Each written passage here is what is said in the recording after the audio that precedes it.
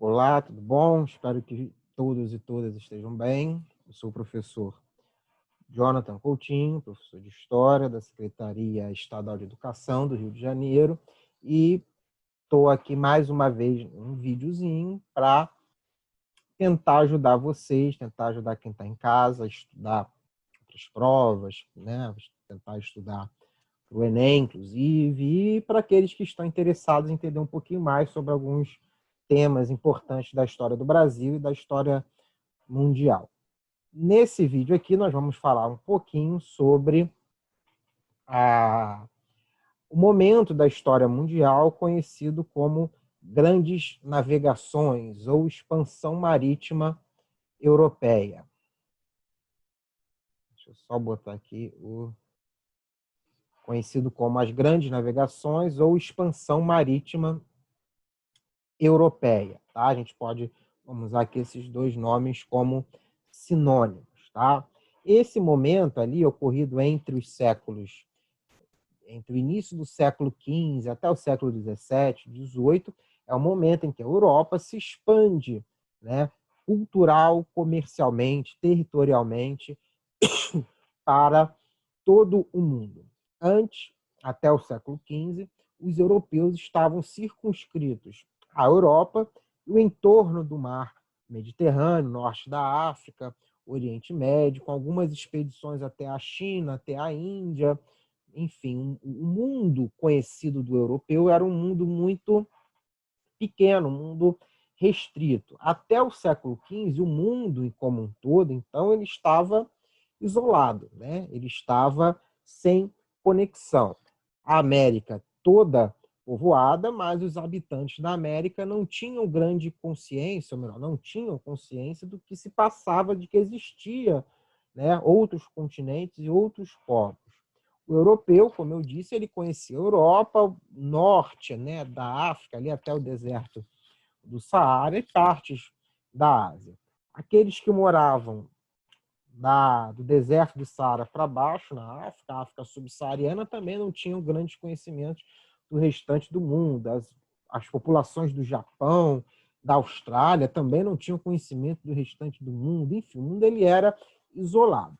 E a expansão marítima europeia que vai começar a descobrir, né, esse mundo, descobrir dentro da ótica europeia, descobrir novos continentes, novas culturas, novos povos, enfim. Vai ser um momento, né, de que alguns chamam de uma primeira globalização, de fato, né, onde o mundo vai começar a se ter contato. Só que isso tem algumas causas, tem algumas consequências muito nefastas, muito problemáticas para os povos que serão conquistados e dominados pelos europeus. A gente vai falar um pouquinho sobre isso através de mapas. Vamos lá. Aqui tem um mapa, né, com as principais rotas, né? Você partindo, acho que aqui dá para ver, né? Você partindo aqui de Portugal, Espanha, França, Inglaterra, essa Europa aqui, Itália, é a partir daqui que as grandes potências daquele momento, que era Portugal e Espanha, vão se lançar ao mar em busca inicialmente, de uma nova rota de comércio para as Índias, que é mais para cá, inclusive. Acho que o outro mapinha aqui, esse mapa aqui dá para ver bem melhor. Então, partindo aqui da Europa, principalmente aqui Portugal, Espanha, França, Itália, os comerciantes dessa área aqui vão buscar uma nova rota de comércio para se chegar até a Índia. Bom, então vamos com calma. Primeiro, o que tinha na Índia que os europeus queriam tanto? Eram as chamadas especiarias, que eram produtos alimentícios, principalmente, né? Cravo, canela, açúcar, enfim, produtos, temperos, pimenta, de um modo geral, que eram produzidos na Índia e que tinham um valor gigantesco na Europa. Esse comércio ele já existia, mas ele era dominado pelos italianos, que tinham uma rota de comércio vindo pelo mar Mediterrâneo, né, por aqui, atravessando partes do Oriente Médio, chegando até aqui, finalmente, a Índia. Mas essa rota já era dominada pelos italianos. Sem contar que no século XV, a passagem na Turquia, no estreito, né, que separa a Europa da Ásia, foi dominada pelos turcos. E esse caminho foi, então, cortado e não podia mais passar pelos cristãos, que os europeus, em sua grande maioria, eram cristãos. Então, precisava se descobrir uma nova rota de comércio para se chegar até as Índias. Bom, primeiro os portugueses vão ser os pioneiros nesse movimento, porque tinha um governo centralizado e forte, tinha uma burguesia interessada nessa expansão comercial, vão primeiro propor o contorno do continente africano para se chegar até a Índia. Tá? Bartolomeu Dias, representado aqui por essa setinha, né, por essa rota vermelha, vai ser o primeiro a chegar ao extremo sul do continente africano, Cabo da Boa Esperança, então chamado de Cabo das Tormentas, né, porque ele separa o Oceano Atlântico do Oceano Índico, então uma área de grande instabilidade aqui no mar. Ele atinge isso em 1468. Aqui está 1468, mas é depois, tá? Não é 1468, não. É 1488. Tá? Tá errado aí. Bom, então em 1488, Bartolomeu Dias atinge o extremo sul do continente africano, tendo os portugueses, então, real noção do tamanho da África. Para os portugueses e europeus, de modo geral, até então, a África se resumia a essa parte aqui mais ao norte. Eles não sabiam, era um grande mistério que existia ao sul aqui do deserto do Saara, que pega mais ou menos essa área aqui. Tudo bem? Bom, sabendo, então, ser possível contornar o continente africano e seguir até a Índia, uma segunda navegação, dessa vez do navegador português Vasco da Gama, representado aqui pela setinha marrom, né, um marronzinho aqui claro, consegue contornar o continente africano e, subindo pela parte oriental da África, atingir Calicut, na Índia, em 1498. Vasco da Gama, então, foi o primeiro a chegar em Calicut, na Índia, em 1498, por uma rota diferente daquela que os italianos faziam. A expedição seguinte, a de Cabral, né, a de Vasco da Gama, que é a de Cabral, a partir de 1500, é essa representada pelo amarelinho. Vocês percebam que, saindo de Portugal, há uma parada no Brasil, né, no que hoje nós chamamos de Brasil, e depois continua-se até chegar a Calicut, na Índia.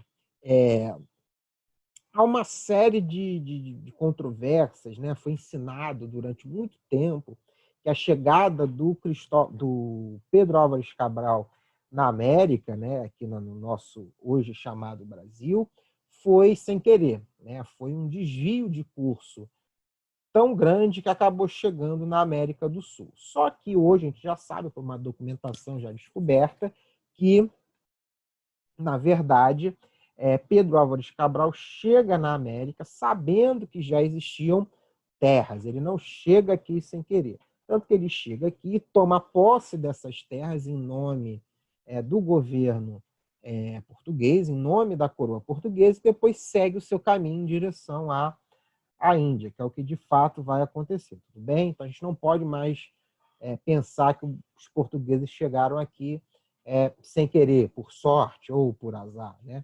Mas não, chegaram aqui sabendo que existiam terras e que, pelo Tratado de Tordesilhas, que a gente vai ver daqui a pouco, pertenciam a Portugal. Tudo bem?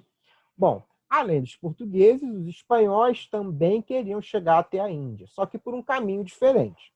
Cristóvão Colombo, em 1492, pensa, ora, o mundo sendo redondo, então percebam que lá no século XV já se tinha plena convicção de que o mundo era redondo, tá? O mundo não é plano, o mundo ele é redondo. Então, como toda esfera, se você sair de um lugar e der a volta, você chega no lugar, ou você chega no seu oposto, né? No outro hemisfério, no outro polo. Bom, é esse o caminho pensado por Cristóvão Colombo, que era italiano, mas estava a serviço da coroa espanhola. Então, ele pensa em dar a volta ao mundo, saindo da Espanha, dar a volta ao mundo. Aqui, né, o mapa está num planisfério, mas imaginando redondo. A lógica está correta, está ok. É só você seguir por aqui, seguindo o caminho para o oeste, você daria a volta e chegaria do outro lado aqui do mundo. Bom, qual é a surpresa do Cristóvão Colombo? Ele não sabia, não tinha como saber que existia um continente no meio do caminho, que é a América. Em si, a sua tese estava correta. Ora, o mundo é redondo, a gente der a volta, a gente chega do outro lado. Beleza. Aonde que o Cristóvão Colombo errou? Ele não sabia que tinha a América no meio do caminho, então quando ele chega aqui nas ilhas do que hoje é o Caribe, ele acredita que está próximo ao Japão, próximo à China, alguma coisa assim, né? Mas depois se descobre que não, na verdade ele morre achando que estava perto das Índias, mas não estava, tá? Ele acaba, aí sim, sem querer, descobrindo a América, descobrindo no sentido europeu, né? De que os europeus não conheciam a América e acabam descobrindo a América. Bom, então a tese do Colombo estava em tese correta, só que ele não sabia que existia a América, e também o mundo acabou se mostrando muito maior do que aquele que os europeus imaginavam, pensavam. Então não dá certo. Então, bom, para resumir, portugueses queriam chegar até a Índia contornando a África e os espanhóis dando a volta ao mundo. Os portugueses conseguem, contornando a África com Vasco da Gama em 1498, depois com Pedro Álvares Cabral em 1500, mas os espanhóis não. Embora os espanhóis não tenham conseguido chegar até a Índia, que era o seu objetivo, mas eles chegam na América e iniciam um povoamento muito mais efetivo da América do que os portugueses, né? Os espanhóis vão colonizar a América primeiro do que os portugueses. Bom, aqui tem alguns produtos que os portugueses e espanhóis vão conseguir nesse seu novo mundo, né? Dentro da ótica europeia, o novo mundo que está sendo descoberto. Especiarias lá na Índia, escravos, né? O período da escravidão moderna, que vai ter um grande impacto nas sociedades africanas, nas sociedades coloniais, e pedras preciosas de um modo geral.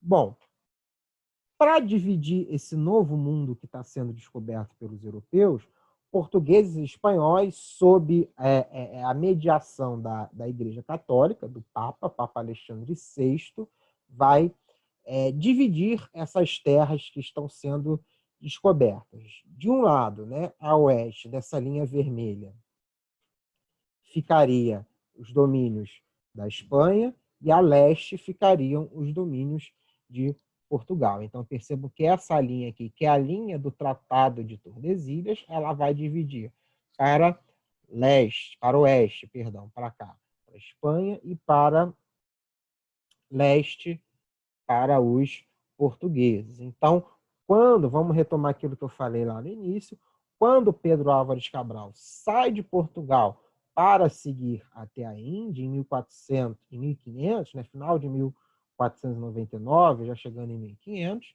eles já sabem que existem terras aqui que pertencem a Portugal devido ao Tratado de Tordesilhas, tudo bem? Então, por isso que a gente não pode mais acreditar que Pedro Álvares Cabral e toda a sua frota tenha chegado aqui sem querer. Não, ele veio por querer.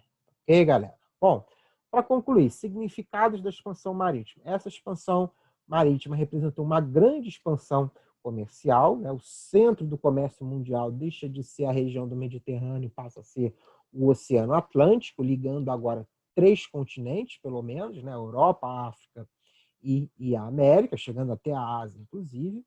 Há uma grande expansão e troca cultural entre a Europa e o restante do mundo, que está sendo descoberto. sempre pensando aí, né, por uma perspectiva das sociedades colonizadas, né, que vai representar um impacto negativo no seu modo de vida, no seu modo de expressão cultural, artística muito grande. O reconhecimento de várias partes antes isoladas do mundo, né, como eu havia falado lá no início do vídeo, né, o mundo ele começa a se reconhecer, começa a ter consciência de que o mundo ele é gigantesco, que abriga diferentes povos e civilizações. Em contrapartida, acontece o fortalecimento da Europa nesse cenário mundial. A Europa vai dominar agora, de fato, o mundo do ponto de vista político, né, econômico, dominar grandes regiões, vastas regiões do mundo, pegando no caso Portugal, por exemplo, né, que diz mais respeito ao Brasil, que tinha colônias em todos os continentes, com exceção da Antártica, né, tinha colônias na América, na África, na Ásia, na Oceania. Tá? E essa expansão marítima também representou um grande desenvolvimento tecnológico. Para fazer essas navegações, se desenvolveram grandes técnicas de navegação, de observação dos astros, técnicas de náutica, técnicas de agricultura, técnicas de administração que vão ser expandidas, por exemplo, para todo o Império Colonial português. Bem, bom, esse videozinho foi rápido, né, curto, só para dar um horizonte, um panorama dessa expansão comercial e colonial dos europeus para o mundo. Bem, quem gostou, não se esqueça de curtir e compartilhar o vídeo, se inscrever no canal, se inscrevam mesmo, curtam, que é importante. Tá bom? Bom, espero que tenha ajudado. Até a próxima. Grande abraço.